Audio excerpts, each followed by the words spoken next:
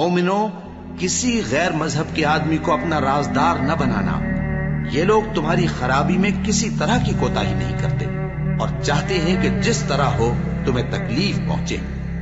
ان کی زبانوں سے تو دشمنی ظاہر ہو ہی چکی ہے، اور جو کینے ان کے سینوں میں مخفی ہیں وہ کہیں زیادہ ہیں۔ اگر تم عقل رکھتے ہو تو ہم نے تم کو اپنی آیتیں کھول کھول کر سنا دی ہیں۔ دیکھو، تم ایسے صاف دل لوگ ہو کہ ان لوگوں سے دوستی رکھتے ہو، حالانکہ یہ تم سے دوستی نہیں رکھتے، اور تم سب کتابوں پر ایمان رکھتے ہو اور یہ تمہاری کتاب کو نہیں مانتے۔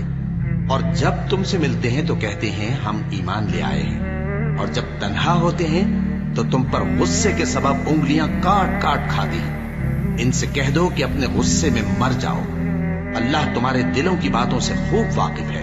اگر تمہیں آسودگی حاصل ہو تو ان کو بری لگتی ہے، اور اگر تمہیں رنج پہنچے تو خوش ہوتے ہیں۔